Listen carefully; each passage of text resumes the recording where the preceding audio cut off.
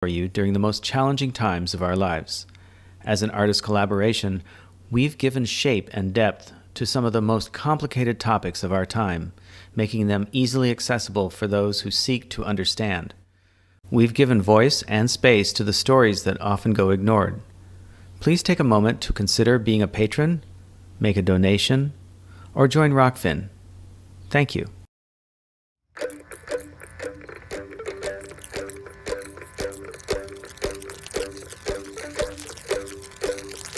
Lonely spire crawling on the floor. Lonely spire longing for love once more.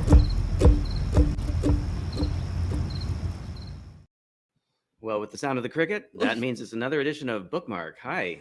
Hi, you guys. How are you today? How are you this morning? We're actually, this is our bi-weekly podcast that we do every 2 weeks. It's pretty casual, but today we thought we would bring in a couple of friends of ours, actually 3 friends. Sean, who you've seen before, who we had on about a month ago? On Pull Quote. On Pull Quote. We had Sean on, and since we have spoken to Sean, things have really changed in New South Wales. So we want to bring him back to talk about those changes, and we're also going to bring in a couple from Victoria, who they have a couple of kids. They have a really interesting story about giving birth during lockdown, which is fascinating and harrowing. So we want to bring these people on and have you hear their story. So all right, great. Here we go. There's Sean. Hi, Sean.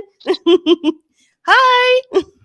Hey. Hello. Hey, and then here's Alex and Grace. Oh, let's try them again. Okay. We're not Alex seeing and them. Grace, are you with us? Can you hear us? Alex and Grace? All right.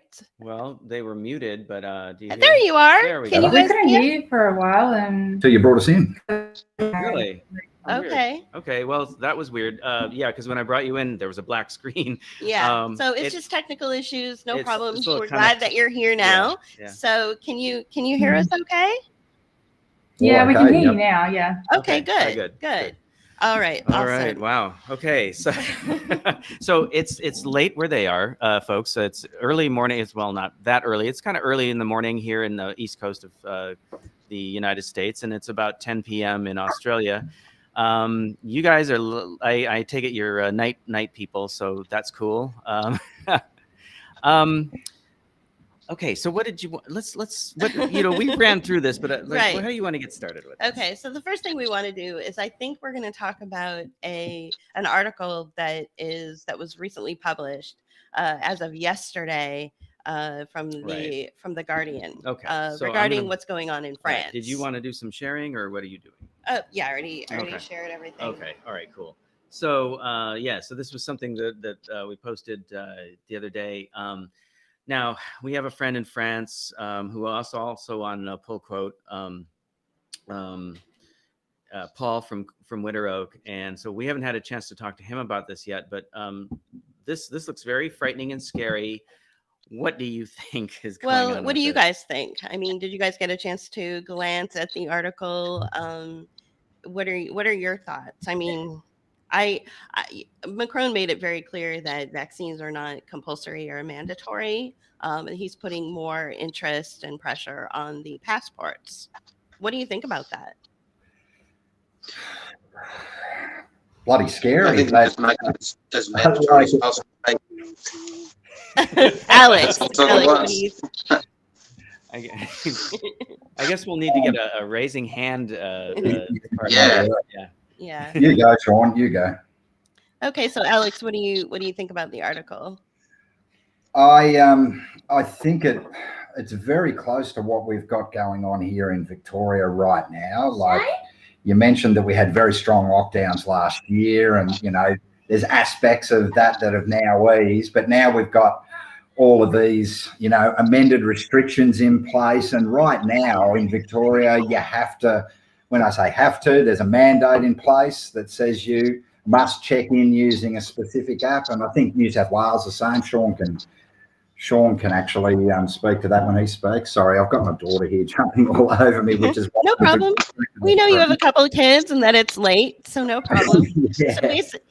So basically what you're saying is that, the lockdowns got really strict, and then all of a sudden, just like in France, they are enforcing this kind of electronic verification system. Exactly, yeah. And, the only thing that we're missing from that to be a complete digital health passport is linking to an online digital account, which, they've got that in the works. So to see France doing it as well, pretty scary time. But what else have I got to add to that?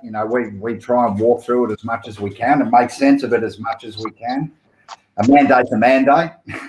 Right. At the end of the day, it pisses me off that I have to spend so much of my time studying all of this crap that they put out so that we can walk through and get the things that we need in life just to be us. It shouldn't be that way. It just shouldn't be that way. And that's where we're at the moment. And, my gut feeling is the majority of people are like, they get that something's up. When I say the majority, I think probably the majority, that's probably not fair. I reckon 30% get something is up. I think a good proportion of people want this shit to be over. And most of those, when I say 30% get something's up, the other 70%, like, they'll just accept this the same way they put their masks on. I see the same compliance with the check-in, and I see the government mandating businesses and really squeezing employees. I think I posted something the other day from an employer, a corporation called Bunnings in Australia, who are quite big, really squeezing the employees to have these discussions. And when I say these discussions, I mean that they're stopping people at the door and checking to see that they've got this app firstly, which, there's no law that says you have to have an app, and, who's got the tech anyway? Right. And then having a very firm discussion, but not denying them entry, but, very cleverly worded to say you're allowed to refuse them entry, but don't physically stop them. And then encouraging the employees to go on and lodge a report with the police if they think it's just really super coercive. And that's why I said it annoys me that I have to, sit there and study this stuff just in order to go in and pick up, fertilizer to do some, gardening out the back or something like that. Or, it's getting to the point where they'll have these things and, you've put pieces out that tie all this stuff together really, really well, that like what they're having at the moment, humans at the front to check all of this stuff. And that's not a big leap to see that, the tech to stop people is really simple to install, Yeah. Yeah. Right. So it's definitely gotten like incrementally more complicated, like as the COVID lockdown has gone on, because, initially it was just about masking. And if you weren't wearing a mask, then they wouldn't let you in anywhere. And, we've like personally had the argument with, security guards and and managers and that kind of thing, to ICs about like whether or not we're actually legally able to enter the premises based on the policy is.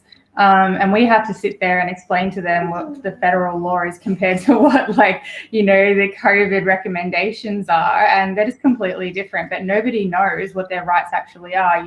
I'm in groups for women with disability, and today a woman was refused service at a medical center because she couldn't wear a mask, and she had a written note which explained why, she had a medical condition and there was a whole bunch of reasons why she couldn't have a mask. And if anybody knew, it should have been them, that she should be able to enter and have this medical appointment. And she asked us for help and, what should I do? And a lot of the other people in the group were just saying well, you shouldn't go in there. You're not wearing a mask. And it's well, actually, she doesn't have to, and I'm sending links with the legislation, and people are just oh, well, this just, this isn't right. And it's for people that have a comprehensive understanding, it's difficult enough to navigate as it is, let alone somebody who just has absolutely no clue, which is the case for most people. Yeah, and it shouldn't be that we have to have a situation where people have to go through the courts in order to just get their rights. And that's kind of where we're at. Sean's I really respect Sean's writing and the way that he approaches this stuff. And he asks, a number of really good questions around this stuff. And,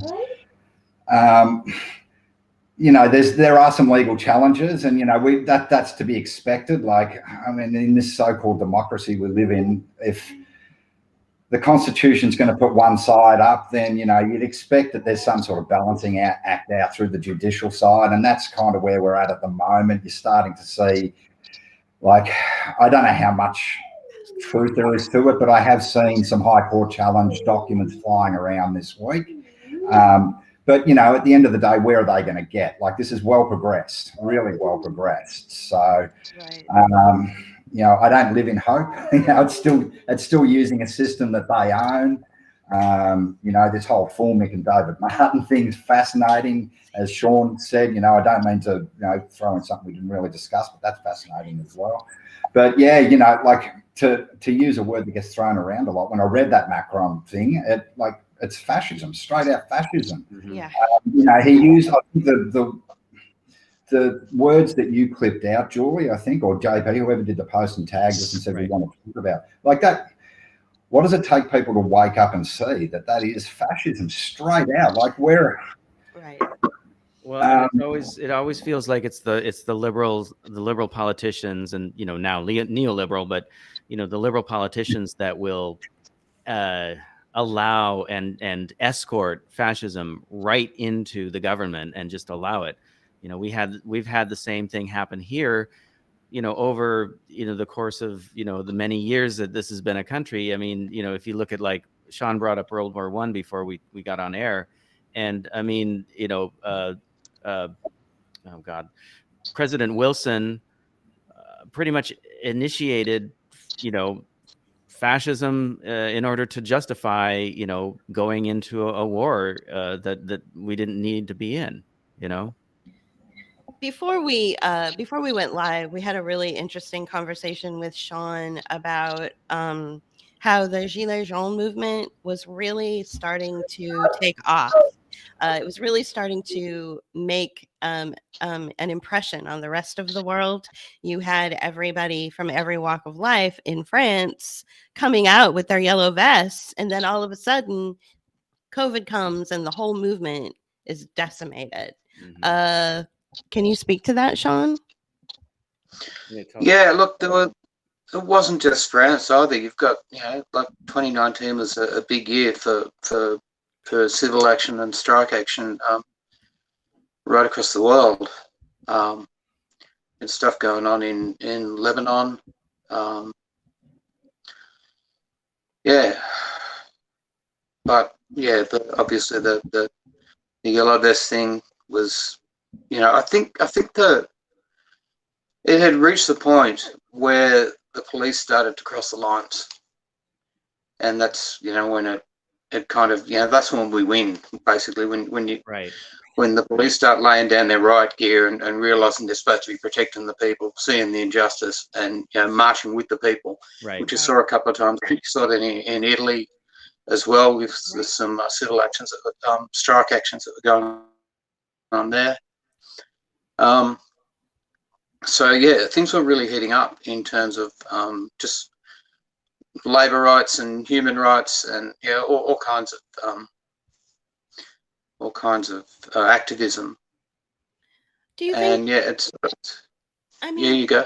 Do you guys think that those movements are just dead in the water because of COVID and all these crazy restrictions like we're hearing about in France right now, and what we're seeing in pockets of society anyway, even in the United States? I mean, do you think that these movements are just over, and that we have to figure out new ways to push back against the state? Well, for a long time, Alex and I were following a protest at a place called Jaburong, which was a bunch of really sacred birthing trees that, was an important place to First Nations people in Australia.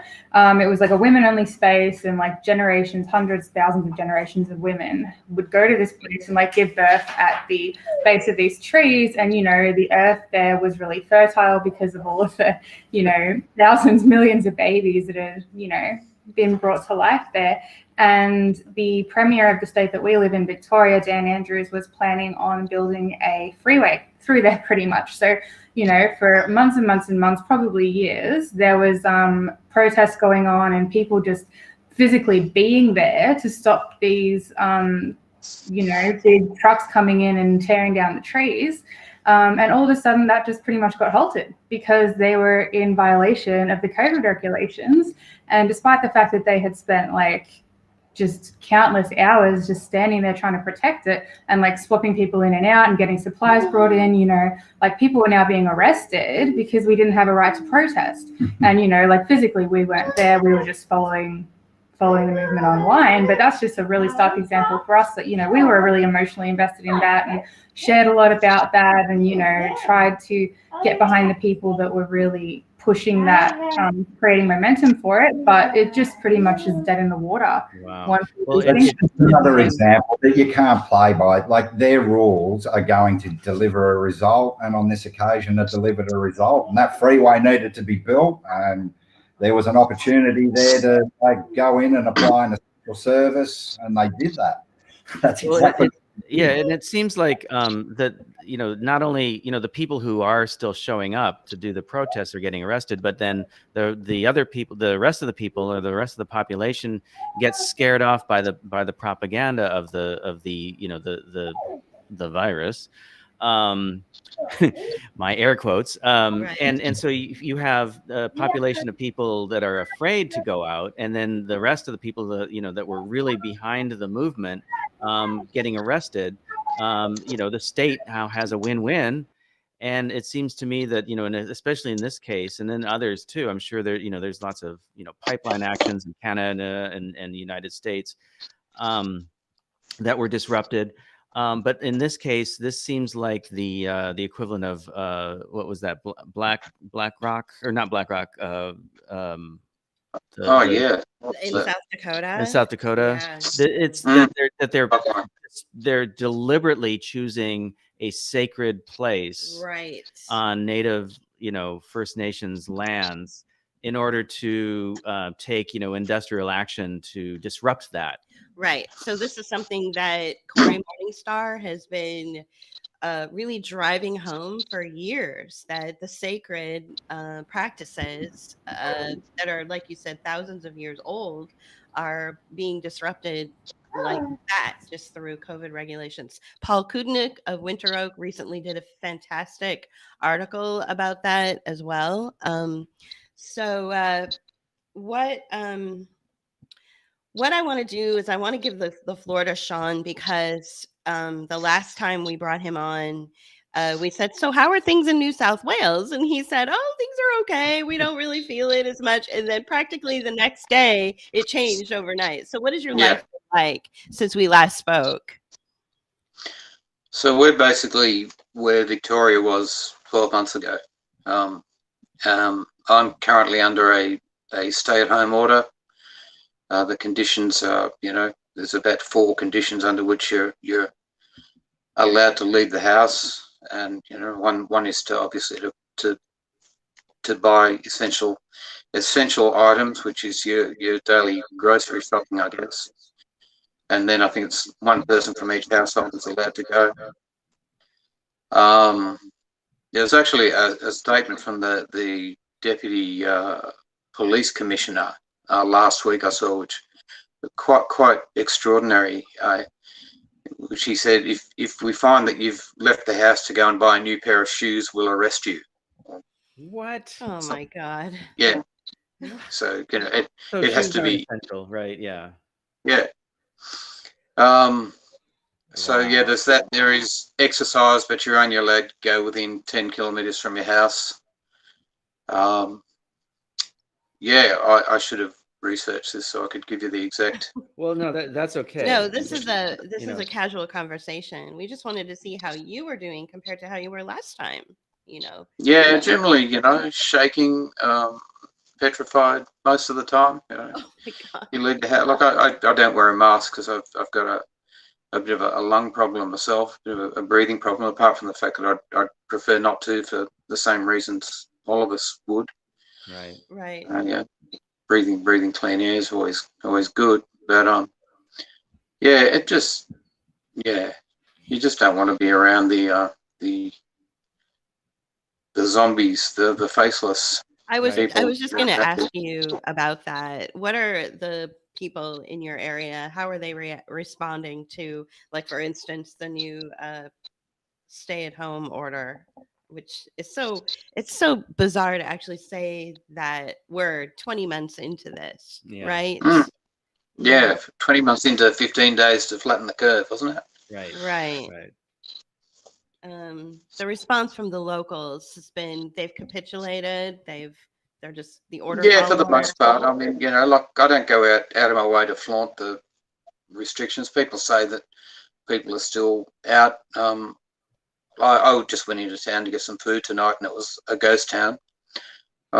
Restaurants are obviously doing takeout only.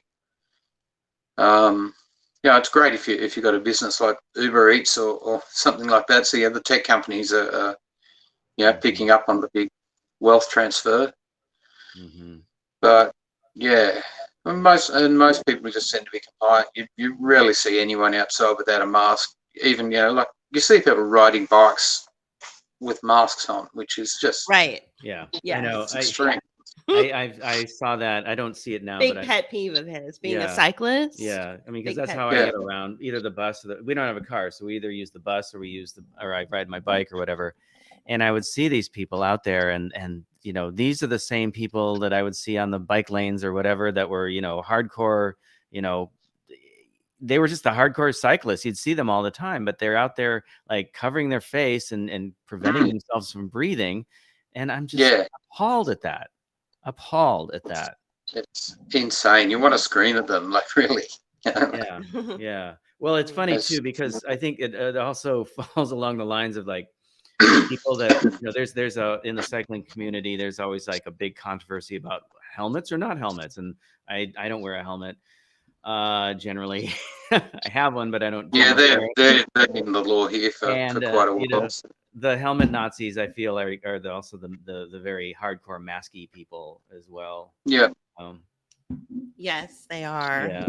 Which is a good example, because first it becomes normalized and then it becomes law, and that's the way it is here. You want to, not only do you need to wear a helmet, you need to have a light and a bell and all the other bits on your bike if you want to go for a ride, even like during the daytime if they stop you and I think you need to carry an ID on you.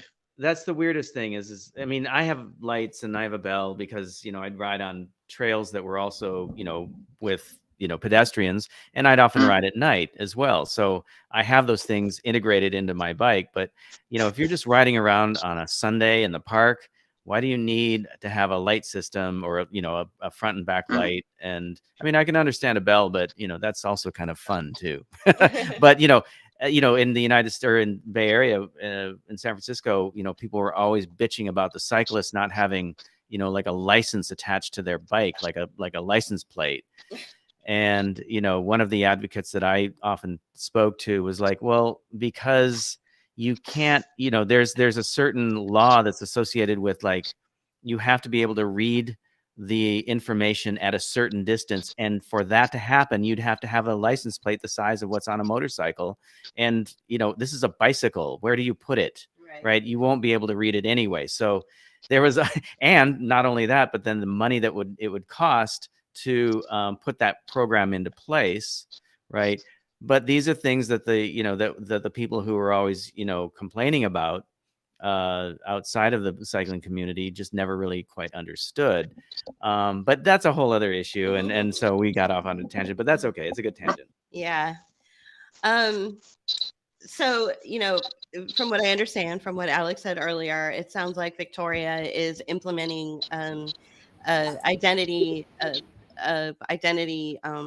policy, like electronic identity, something that you need to show to prove that you can go in and out of spaces. Has it hidden under like it's contact tracing at the moment? That's what they call it. Yeah, but it's under the auspices of doing something that's, good for the community. You're expected to carry around a mobile device and do this and log in. Otherwise, they won't let you in. So everywhere we go, it's QR codes, and if you don't put up your phone and scan the QR code, then there is a conversation involved.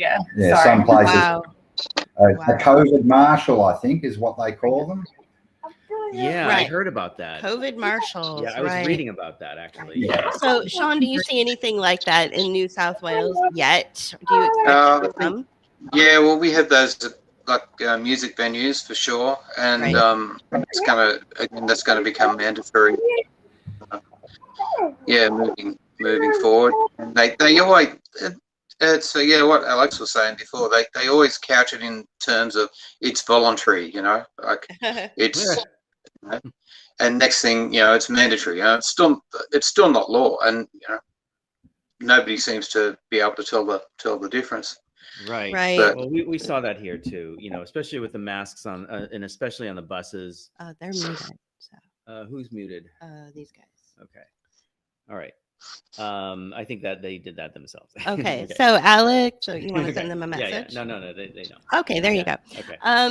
So what I want to do is give Grace the floor. When we had a private conversation, you told me this really compelling story about, how you had to give birth and not at a hospital. Right. Can you just talk about your story? Tell us your story. I don't want to tell it for you. Yeah. I mean, well, luckily for me, I always had planned to do a home birth with this child.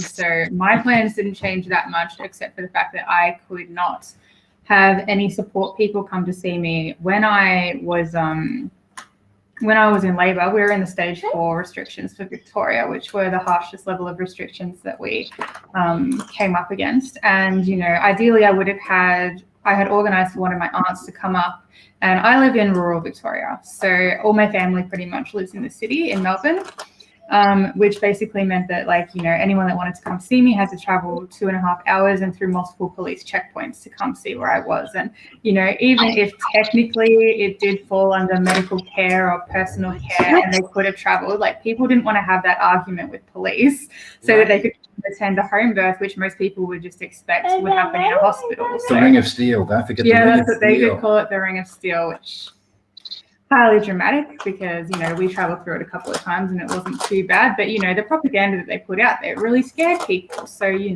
essentially it was just me, Alex, and at the time my then 1-year-old. So, I did spend pretty much all of that time by myself. Ideally I could have spent it all with Alex, but I did end up just doing it at home by myself. The situation to give birth in a hospital was less than ideal. And, it really, researching what it would have involved really solidified my decision to just do it at home by myself because, giving birth in a hospital in Victoria at that time, and even still now, despite the fact that restrictions have been lifted in Victoria for most places, in the hospital, a woman can still only have one support person with her. She can't bring any of her younger children with her, and she would have to choose essentially between her partner and a doula if she chose to have one, or a female family member that she might have otherwise brought for support. So, that's really, really difficult. And even so, once she's had the baby, she can only have one visitor, which will be most likely her partner. And they can only come for a few hours per day, and once she's the baby, even if she's trying to breastfeed or there's, so if she's under suspicion of having COVID or she has had a positive COVID test, she has to wear a mask at all times while feeding her baby. You can only imagine, you're trying to create a bond with your newborn child and they don't know what your face looks like. It just shows human nature. It's just really, really, really disturbing. And as it is, Alex and I don't wear masks. We have a reason not to. And even if we didn't, our 2 young children, Olivia is 3 and our youngest is just turned 1. He has seen probably less than 100 maskless faces in his entire life. And, when children are trying to learn how to talk, when they're trying to learn how to recognize facial expressions and what they mean, it's really distressing to me because you can just tell that it's hindering their progress in so many different areas, and it's just not normal, you know. Like, anyway, so basically that was it. Sorry. No, I am so glad you went there. This is a conversation that was really trending at the beginning of, this whole thing. And a lot of people were coming forward and really trying to drive home the fact that children need to see human faces within the first few years of their life. They really, really need to. And then that conversation stopped trending, and people just kind of went off into other territories. So it's really good that you're bringing it back. That's one of the reasons I wanted to have you on, was to remind people that there are children that have been born in the last 20 months, like Olivia just said, that have only seen, a maskless face, a person without a mask on, maybe just, a couple of dozen times. That's really that's just horrible. Like, I can't even imagine how the development in the kid, right? Like, what's the reality of that? Deliberate. This is deliberate. Right. Yeah. It's being done on purpose. Yeah. Right. Yeah, it's normalized from birth for some children, and like that's just shocking in itself. Like that's the world that they've come into from the beginning. So for those of us who have been alive for a while before the mandate came in, you can tell that something's different. But when you just enter into a world and like this is how things are, like how are you supposed to form relationships with people, or form any kind of community? Like it's highly distressing. Yeah. Yeah. Well, along the same lines, you sent me or sent us an article, or the document of policy and requirements. If you were to go to the hospital, especially mothers giving birth, and it was very appalling. And all the things that you've been talking about, I noticed in there. But the other thing that I noticed about the document was the language involved with it. And it felt very much like a throwback to the early AIDS era, where it's like they're treating this thing as if you have a disease or a life-threatening virus. Of course, we all know that that's the way they talk about it. But the way it's talked about is as if you are a problem. You're coming to the hospital and you're introducing something to the hospital that could definitely kill somebody else unless we take the intervention that we take. But the point that I wanted to get to was that the language that was surrounding a lot of the AIDS the information, the AIDS, especially with mothers and babies, was we got to this point where they were AIDS babies, right? And so now I think we're going to get into an era of COVID babies, and this the AIDS baby thing was it had a lot of shame and blame surrounding it, right? They were conflating that with women who were mothers who were had addiction issues, and giving birth to, not only were they AIDS babies, but then they were addicted to heroin, and all these stories came out, and I'm sure that it was like 0.001% of the population of any any given community that this was happening, but they inflate it so much that it makes it sound like it's a a huge problem. Did you feel any of that sort of like hyped up language? Did you get a sense of that from reading that document?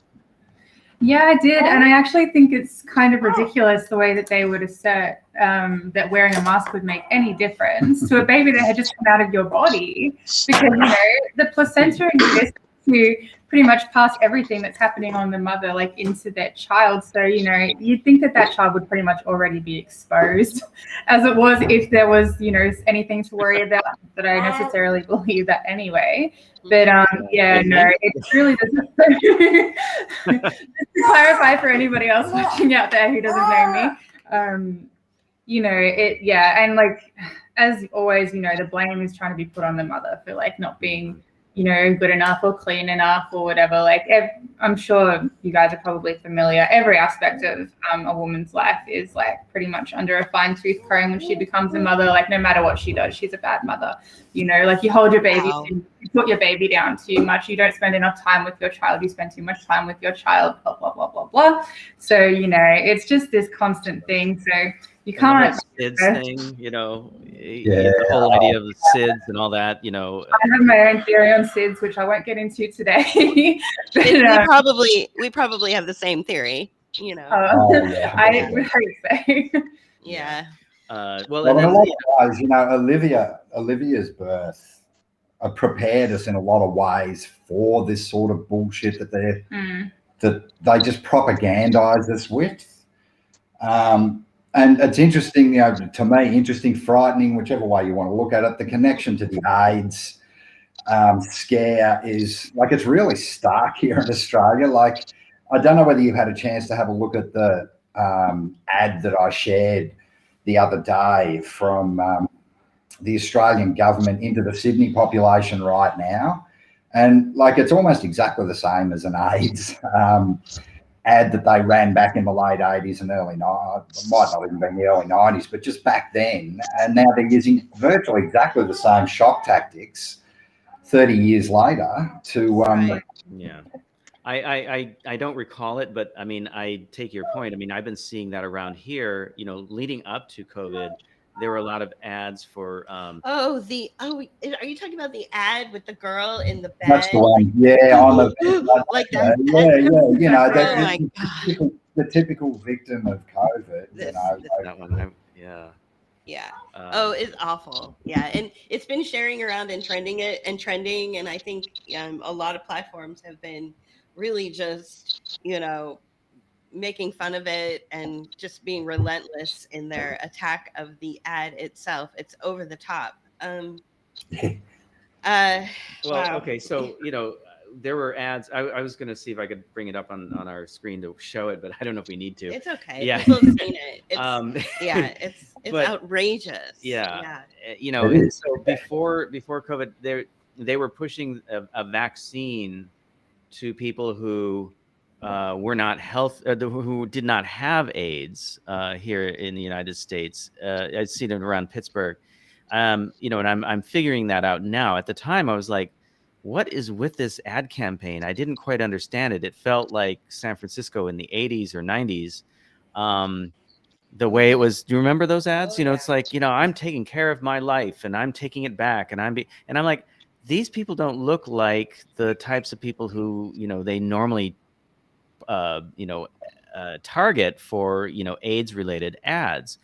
So it took me a while to figure out what was actually going on because, it's like, I didn't pay attention to it that much except for the, the aesthetics and the, the semiotics of it. Because it didn't, it had nothing to do with me. So I just let it go. But now in retrospect and watching what's happening, Julie and I early on realized that there was a correlation between HIV and AIDS and, the COVID, the SARS-CoV-2, the what were they calling it? The virus. And it's the same. It's the same correlation, right? To Fauci. Right. Down to Fauci. Yeah, because Fauci's the same spokesman. And it's like, yeah, same playbook. Same outcome. Same. Like, I had to go through this, I'm going to be 51. I had to go through this back in the 1980s, like right when I was graduating high school. Mm-hmm. And now I have to go through it again. I never thought that I would have to go through this garbage and this propaganda campaign and this terrible genocidal marketing campaign again. Right. Like I have to go through it again. It's such bullshit.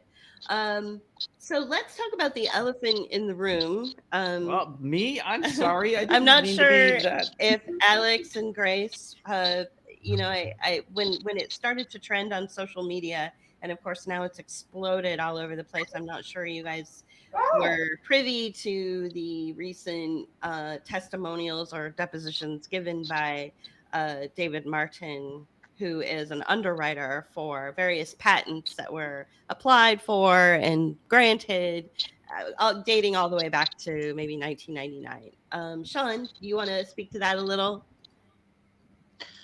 Oh, well, I didn't know we were going to talk about that. Yeah, sure. I do that though. Sometimes I'm like, let's talk about this. You gotta watch it with her. Sorry. She'll like, Yeah. turn it on you. And Did anyone see that coming? Sorry, guys. No, we're just, we'll talk about it. I think everybody's got their opinions about it. Of course, it's yet another thing that gets thrown out there, and then a million people disperse into their own camps, based on what one person says. So well, we did 2 audios on it, and and it still was like not enough. But it's still, yeah. So what are your thoughts? Well, where did that guy come from? Like suddenly, which that's my initial thought. I've been watching the Fulmick case with interest for as it's built up, seems to be gaining momentum. That testimony was last night, the day within the last couple of days anyway. Seems like a slam dunk. He seems to have all the evidence there. I haven't really tried to pick it apart. I've shown it to a couple of people, and people have questioned some of the evidence he presented regarding patents. I think he did say that the point he tried to make was that 90% of these coronaviruses were actually in common with SARS. Mm-hmm. Some of the patents he mentioned turned out to be one was a canine virus and one was an avian virus, which I'm not sure if that's what he meant to say. I'm kind of scratching my head. I'm kind of on the fence about whether this is another example of controlled opposition, why they're feeding this stuff to Fulmick, how whether that's just an alt media push to divide, maybe a red herring. I mean, from what I heard, the overall gist of his case seemed compelling. When he quotes from, I think it was the Global Preparedness Unified Statement from the WHO, and he said he was quoting word for word. I did search the document, and I couldn't find those references that he mentioned. But again, the gist of it was there, the context of it was there. I didn't have time to read through the whole thing, but you think when you're going to say that I'm quoting directly from this document, you would be quoting directly from it.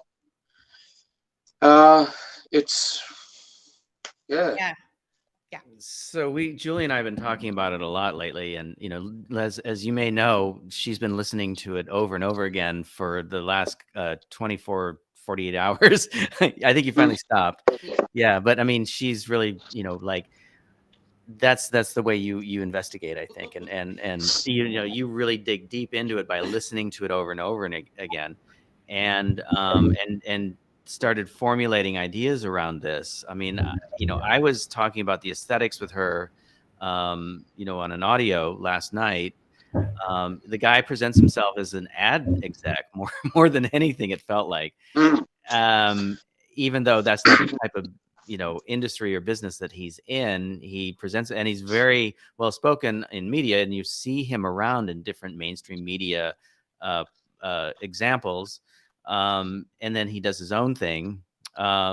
So very flashy, but very on point. And I want you to talk about that a little bit, because that's something you brought up. Okay, so I look at things through a marketing perspective and a psychological operation perspective and a military perspective. When David Martin gave his deposition and his testimony to Reiner Fulmish, Reiner Fulmish was not in charge of that conversation.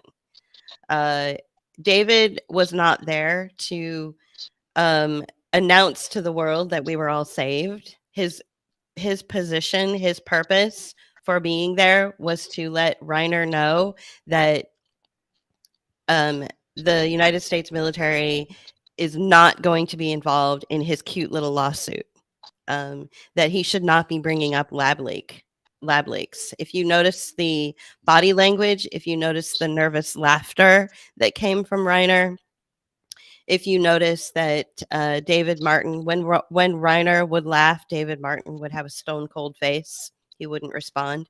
This was a military operation. This is what it felt like. Right prior to David Martin giving his testimony, the person just before him was Robert Malone, and everybody loves Robert Malone because he's the guy that invented, the mRNA. But I didn't look at him in that way at all. No. He is a defense contractor. He's got billions of dollars worth of contracts on the table, and he's got another $100 million contract on the table because of COVID. And he had a private audience with Nancy Pelosi, and their conversation probably went something like this. The development and research around this thing, Pelosi, the United States military isn't seeing a benefit of this. We're not seeing any benefit from our investment, so get it together, or we're pulling the plug or something. I don't know. But that audience that he had with the Speaker of the House, who is the third in command in the United States, was not him with his hat in his hand saying, "Oh, pretty please, can you please stop this, crazy marketing campaign, in the form of, soft fascism. Can you please, pretty please stop it for the American people?" That didn't happen at all. He was in charge of that conversation. He was like, "You need to knock this off." He's got more power than she does. So I don't, and plus you've got social media just crawling with spooks, right? Right. So you've got, all sorts of intelligence going on social media, and they are listening to us. Yeah. They have heard us loud and clear. We are calling this out as it is. A fascist marketing campaign, and this is the investment that the defense agencies have made into this thing, only to see that it's a marketing campaign. And when they're presented, hey, look, it's a marketing campaign. We got everybody to wear masks. We got everybody to lock down. We got everybody to damage their businesses and the infrastructure, and recontextualize what freedom actually means. Isn't that great, military? Look what you get for your $800 billion. And the military is like, yeah, let me get back to you on that. Right. Well, it's like we don't benefit from that. Basically, they don't benefit from any of it. What I wanted was a bioweapon, and all I got was this lousy, I wanted a bioweapon, and all I got was this lousy poster design from Anthony Fauci. So let's not get it twisted. All of these, depositions and testimonies, and there are also lawsuits that are taking place in other countries as well. It's not just, our little band of white hats over here that are pretending, There are no white hats in this. No. Yeah. So no heroes. exactly. No heroes in this. That's exactly right, yeah. So everybody is out for themselves at this point. Robert Malone was told to go on the Dark Horse podcast, a couple of weeks ago, in order to save his skin and get the conversation away from the military. And then you had David Martin follow up with it. And he was pretty, go back and watch that with fresh eyes, from a marketing perspective and from like the perspective of communications perspective or military perspective. And I'm sorry to just sort of soak up all the energy out of the room. I would love to hear your guys' perspective on all of this. I mean, we come from the position of it being class war and a marketing campaign. Like we've doubled down on that, despite the fact that we've got, people who are constantly throwing all this other garbage at us. That's where we start, And yeah, the one point I always come back to is that the ruling class isn't a monolith. There are different factions within it, different warring factions. Yeah. Everyone's out for themselves. So you've got your farmer, and whatever. I think the government are probably the lowest rung on the ladder. Really, they're the bootlickers of it all. Sure. And military are obviously pretty high up, and then you've got your finance people, and everyone just wants their piece of the cake. So this is the state of play at the moment. It's so waiting for each person, I suppose, to make their move, and change it around a bit. I don't know if the chess game narrative is really appropriate metaphor, but Right. yeah. Well, I mean, I think that there is, we often will use the metaphor of like a corporation where there's different factions within a large corporation that are fighting for control and or fighting for the budget, their share of the budget. Yeah. And and I think that that's pretty appropriate. I mean, given what we're dealing with these days in the world, it just feels like we're all being treated as either bad employees or we're being forced into being corporate reports. It's That's what it feels like. Sean or Alex. Sorry, I missed about the last 45 seconds because we had a screen. That's okay. Yeah, I've taken it off. Oh, we've been pretty clear about our position. I think Sean is clear about his position about this whole thing. What about you guys? Given that you have children and all of your insane experiences. Yeah, well, the interesting thing to me is that, like, the word that I keep seeing thrown around from the people that I respect is the word class, and I came at this from a slightly different angle. Not like everyone's got their own unique perspective, but to me, right from the outset, this looked like just straight out propaganda. And when I talk about propaganda, I'm talking really about what is it that fuels war. So to me, eventually I was going to get to that language that you're using, which is this is an advertising campaign for the military. I reached a position in 2017 because I'd been looking at a lot of the Indigenous issues. And when I say a lot of them, the biggest one that they pointed me to was the sovereignty. And from that point on, once I look at it through that lens, it's been an ongoing military operation against, the lower classes, whatever class you want to look at. Sean pointed to, they've got us stratified so many ways that people just don't even realise that often where you can hear what I've been dealing with now. So, yeah, look, I suppose I'm not a Marxist, I'm not a communist. I don't do a lot of that sort of language. So it's been around my sphere for the past sort of 3 or 4 years, and it's a language I understand, but geez, I couldn't sit down and write the things that Sean writes, which is why I appreciate his perspective. It's not the only analysis tool out there, but it's a bloody good one.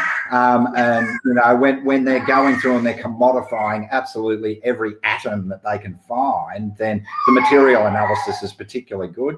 Sean said multiple times, I think it needs updating, and that's kind of where we're at the moment, because they're refinancing it all, and people just don't understand that. The average person out there doesn't get fiat currency, let alone that there's groups of people that want to take advantage of that, and that they often meet together, and that they often have interests that are not in the individual, not in our interests. So that's been my position for a while. So to look at this through that lens, plus to see Grace come through the medical stuff she's come through in the last 3 years, it just really, to me, it's just stood out. Also, we're not people who just abide by authority. We can listen to it, we can listen to what authority might inform us, but at the end of the day, we're our own people. When we entered into having kids, we were still free people to a degree, but what's happening here is everything is being taken away from us as it was, and a brand new something is being rolled out, and we get no say in that. That's about as simply as I can put it. And when I say we, I mean the vast majority of human beings on the planet, even those who think that they might be sort of immune to this at the moment, they're the most. That's I can't reach those people. I've got a lot of family who are still I don't talk to any family at the moment, and a lot of that was decisions made before COVID hit. But they're in middle class, they're very middle class, and they're going to feel this. And if they don't feel it through the loss of what they currently think is theirs forever, then they're going to feel it through a health impact or they're going to feel it through how much it's going to cost them to continue to participate the way that they want it to. So, yeah, it's been a top-down operation from me. I looked at it through the lens of this is the Australian government. And over the past couple of years, through people that I respect, I've looked more at the geopolitical stuff, which I don't claim to be an expert in. But, I know some people who speak really well in that area and speak really clearly to me. And I tend to follow those people. 3 of them are on the screen now. Hi. Hi. Oh, this is Hi. Karen. Hello. Did we wake baby up? No, Olivia started losing it, and then her screaming woke him up. Oh yeah, I have a feeling she's kind of wound up. Yeah, it's really going on. late there. Tired. Yeah, usually she would go to sleep around the time that we set up this video. Like what really set her off was that I gave her a canister of floss to play with, and all the string came out, but the string doesn't go back in. So that Oh no. breaks down. Yeah. Yeah. That's pretty much it. Yes. Hello. We love it when children make an appearance. They have such beautiful hair. Is their hair red? Do you guys have red heads? Hers is just brown and hasn't been brushed in about 2 days. And his hair is very, very blonde. In the sun, you Very got. blonde. No, I think it's the light more It's than the anything. lighting. Hello. How are you guys doing? Really good. They're like, hi. Sean, what was you? It looked like you had something to say regarding the what we were talking about with the. I don't even remember. Yeah, you'll have to back up. Where were we? Yeah, I know. Good luck competing with the two cutie pies. Right, exactly. Maybe we should get our cat. Then we have animals and children, and you can't you can't compete with that. There's a cat around here somewhere, and a couple of dogs.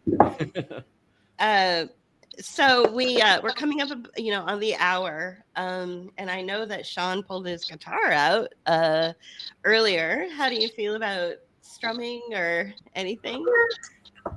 I can try. Does it come through? Yeah. It should come through. Yeah. Yeah.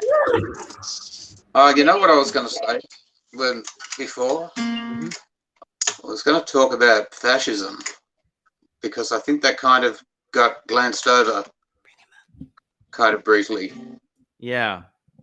When you gave the corporate analogy, because I think, actually it was Alex that mentioned fascism, and it's so apt because it's to me we're in open fascism. That's exactly where we are. Mm-hmm. And if you want to go back and use the classic Mussolini's classic definition, which was I think the merger of the state and corporate power, it's just been done so openly. Where I think now we have corporations dictate. This is obviously one thing that did come out of that that deposition the other day was that this is corporations, which you've known about from the start, pharma dictating to governments through with their various instruments, the World Health Organization and whatever, putting the screws on governments who then turn around and put the screws on the people. And I mean, you couldn't describe that in any other way. Right. I think that, yeah. that And we've been talking about that as well as the the fascism via corporate power and public-private partnerships, but also just talking about this not being the historical fascism, the jackbooted thugs. It's going to be your beige language and corporate nice face, and we were talking about the whole idea of kindness and all these things. And I think Stepling was talking about that when we had him on.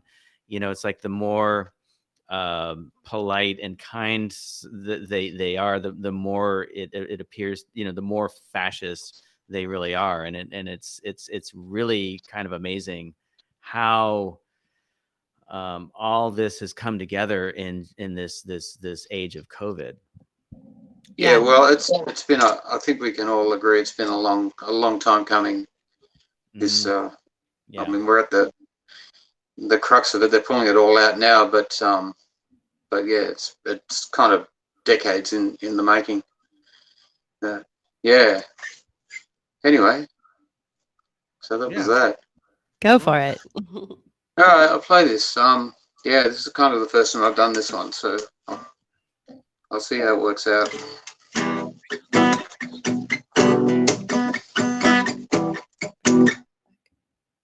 Oh no, we lost Sean. Suddenly, it's a good thing that I brought us back, but yeah, he seemed to have disappeared. Well, let's see. Oh, here he goes. Here he is. There he is. Hey, You had so many friends, they all left you in the end, cause they couldn't take the pattern. I see you, baby, when the clans rise again, women and men united by the struggle in this free world. Baby, gotta walk into the water with your sister and your daughter in this free world. Well, if I wore your shades, could I share your point of view? Could I make you feel better? Paint a picture, write a letter. Well, I know what you're saying. I see the things you do, and it's much too dangerous to get closer to you.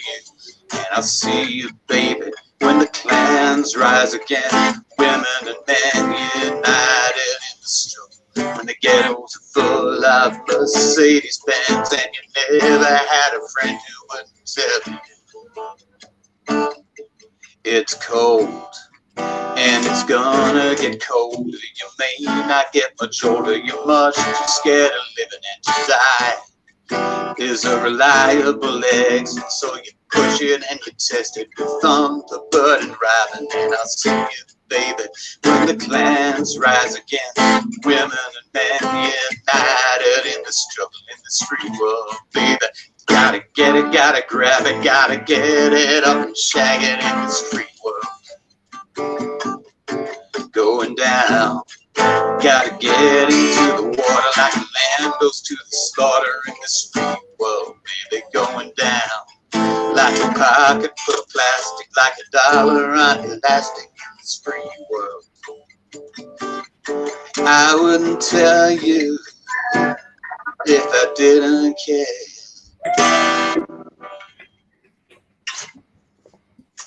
All right. Thank you, Sean. Thank you. Did you like that? What's your singing along? Did it work? Did it help Olivia? She was singing along in the background. Yeah. All right. Yeah. All right. Yeah. It's amazing how kids respond to music. Yeah, really. It really is. Yeah. Sean, I know that music is a great comfort to you. You're a sound engineer and have been in bands, and you're constantly on your social media. You're constantly, playing and stuff. And we love that about you. That's why we always want to have you back. I want to just, we're a little bit past the hour, and I just want to thank all three of you for coming on and sharing your story and your perspectives. We would love to have you back. Yeah. Yeah, thanks for having us. It was wonderful. Yeah. Yeah. We wanted to do this on Bookmark because our pull quote shows are really booked, but we knew that there was this was really important to talk about right now. Right. And it's usually just Julie and I just shooting the breeze and riffing and like what we did last night on our audio. So we felt like there's a platform here for this kind of conversation. So thank you for coming on. Yeah. No, thanks. I feel really honored to be invited on. I'm just some dickhead who lives up in regional Victoria that's just sitting back watching absolute chaos unfold. Planned chaos. That's the worst part about it. Yeah. Well, it's probably good for him and, me too, and everyone really, just to be able to talk to somebody who actually understands the complexity of what's going on. Pretty much everybody around where we live just takes it on face value and is really, really scared. And, just feeding off of that energy all the time is really exhausting too, because you can't have a conversation about reality because people are just freaking out all the time, for the second that they see you, they're concerned that you're not wearing a mask. And it's how can you build a human connection through that? Right. Yeah. So thank you for talking to us. Yeah, thank Our you. pleasure. Yeah, Yes, absolutely. thank you. And thank you, Sean, as well. Did you have anything else you wanted to say? Do you have anything that you're going to be writing soon that we should look forward to? I tend to write when my head gets about up to here with stuff, which is it's probably getting about there now. Mhm. The point you want to scream and start throwing things is the point where it all just tends to come out in writing. So Yeah. Yeah. yes, Well, to Alex's point, I mean, we like to have a variety of people on our shows. That's why people like these shows, I think, is because we try to get voices that are not often heard. And although we are going to have some popular people on our other show, we certainly like to have voices that people just don't hear. And so I think that your coming on is just as valid as anyone else. And so thank you. Yeah, Yeah, thank you. absolutely. There's so much more to discuss. I feel like we just scratched the surface, especially about, what I'm sort of witnessing on the sidelines happening to people's connections and relationships. Just about every single person I've spoken to has lost lifelong friendships. Families have splintered, and this was the plan all along. And, people like you and people like me and people like our followers and supporters and fans and people that we just in general have become friends with, we never wanted that. We never wanted to split apart from these lifelong friendships. It wasn't our choice. We didn't do that, they did. So I feel that a lot of people who are pushing back against the prevailing narrative are forgetting that they're kind of on the right side of history, and they're being really hard on themselves because they have sensitive natures and they're authentically compassionate and empathetic people, and they're forgetting that it's not their fault. So, but I want to thank you so much. We hope to have you back, and we will be right back with you. We're gonna wrap it up. Right. Bye. Thank you. all right, so See you later. Bye-bye. Bye. So that was Right. our friends from Australia. Yeah. Wow. This has been a really good show. Yeah. I really enjoyed. It's always good. We always like having the kids on. We had kids on with Julianne Romanello Right. on Pull Quote a few weeks ago. But so it's always fun. They always steal the the thunder.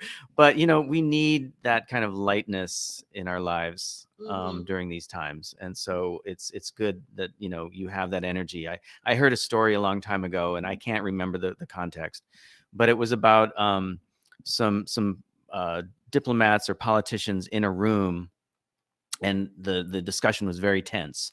And for some reason, a toddler came crawling into the room, Mhm. and suddenly everybody's mood changed. Right. Okay. That was that famous yeah. The It trended on social media for years. It's probably still out there. Mhm. They're having a Zoom call, and this was long before COVID. Right. Well, know? what I'm talking about was like pre-Zoom, even like You're right. these Oh, were right. It these was were pre-Zoom. right. And it was on a radio show that I overheard, and so it's just even if it isn't true, it's true. I saw it. It Yeah. rings true. Well, the story that I'm telling, at least, but yeah, the one you're talking about, it's evidence that this is true and this is Right. needed, and this, I believe, is why these policies and things are being put into place. Some of the things that we were talking about before, where mothers are being required to wear masks while they're nursing their babies, their newborns, and that's just ridiculous. And it's really created. fascist. It is fascist, and it's done to keep us apart from each other, and to at an early age establish a mistrust of people or a lack of connection. And basically what they're trying to do is breed a generation of psychopaths or sociopaths. That's true. They really are. So on that note, Hey.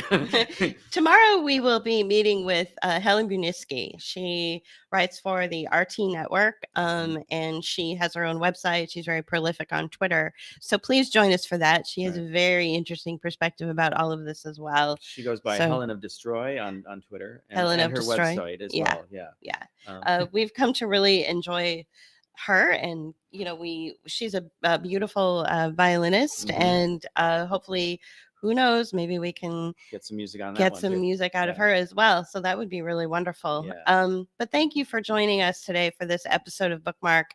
It was really special to have our friends from Australia joining us, and we will see you tomorrow.